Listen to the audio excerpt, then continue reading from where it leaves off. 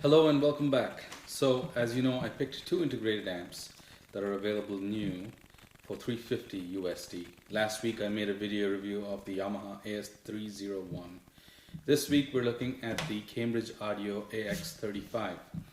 Speaking of specs, rated at 35 watts per channel at 8 ohms. A look inside shows a decent sized toroidal transformer. No beefy caps, but a very clean layout.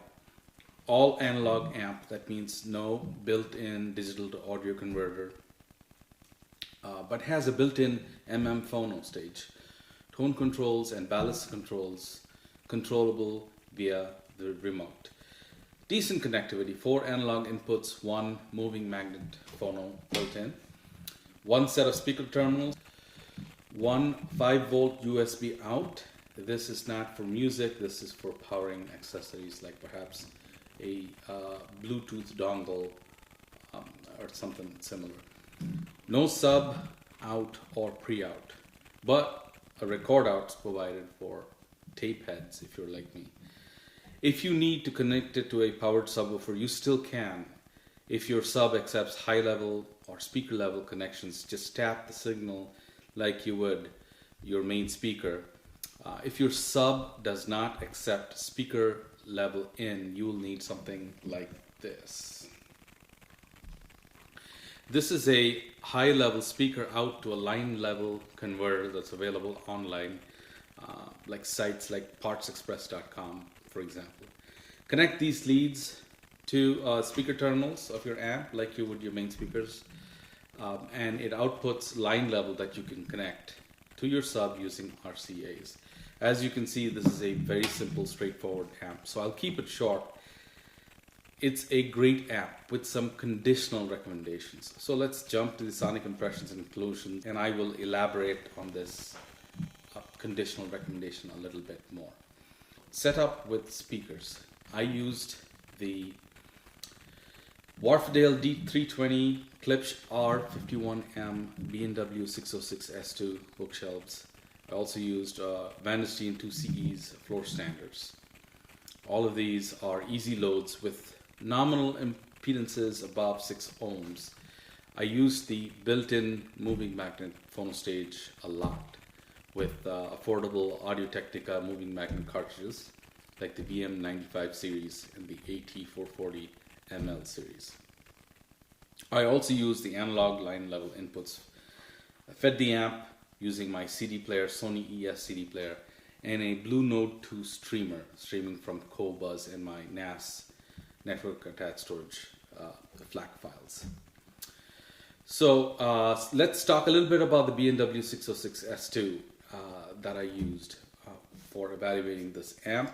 Ruthlessly honest, especially in the high frequency range, and any undesirable high frequency artifacts or non-linearity from the signal chain and the amplification will be exposed. So let's jump straight to sound quality time. Qualities that this amp possesses are a beautiful mid-range production and smooth high frequency. It has decent bass as well with extremely cohesive sound. And let me get this out of the way. You would fare well with these only in a medium-sized room to say about 600 to 700 square feet. And speaking of volume, say about 5,000 cubic feet. Any larger, you would need high efficiency speakers. I also use this in a larger setting, about 1,100 square feet or 9,000 cubic feet, high ceilings. While it sounded good in the mids and the highs, the bass seemed lacking a bit with the medium efficiency speakers I used. So let's start off with talking about some albums. This is Alan Parsons' project. This whole album has a lot of swirling harmonic content on keyboards and some good sounding progressive rock music. As it is for the first song, the track is called iRobot. Immersive keyboard effects, beautiful chorale floats in between the speakers. The vocal effect and the keyboard effects make for an incredible musical entertainment. The drumming in the track packs a very solid punch. With the second track, I Wouldn't Want to Be Like You, there's plenty of cymbal crashes there, and there isn't much graininess or edge to the sound. It sounded pretty smooth, and this is from the built-in moving magnetophone. I was happy. No need to mess with the tone controls.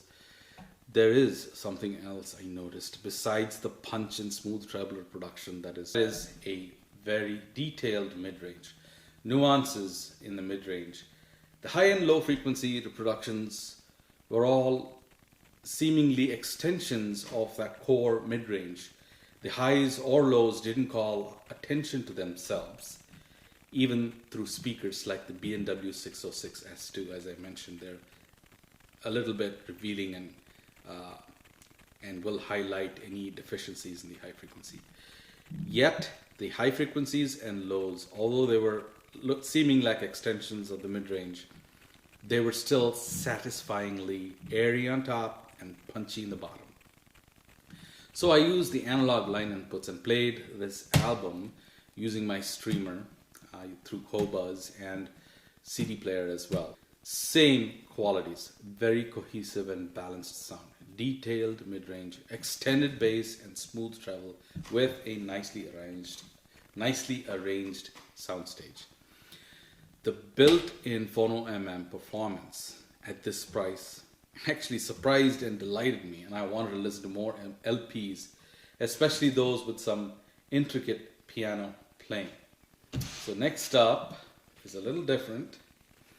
This LP is Lazar Berman playing Rachmaninoff with Claudio Abbado conducting the London Symphony Orchestra. This is Rachmaninoff's Piano Concerto No. 3. The Allegro part in side 1 has some superb microdynamics residing here, waiting to be revealed and will take over your aural senses.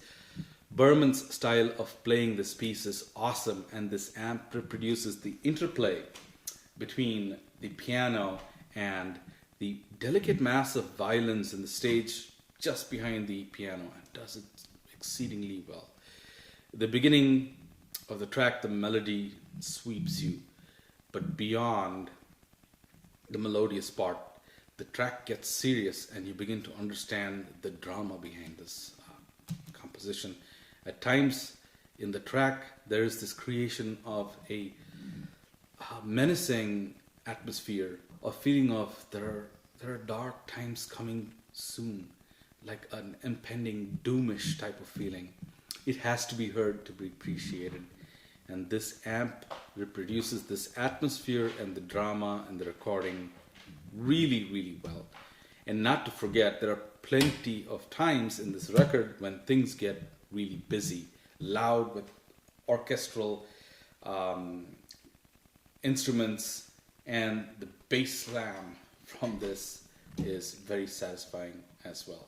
So I'll keep this short, guys. This is the kind of amp I would buy if you like listening to a lot of vinyl, as this has a very sweet moving magnet built-in phono stage.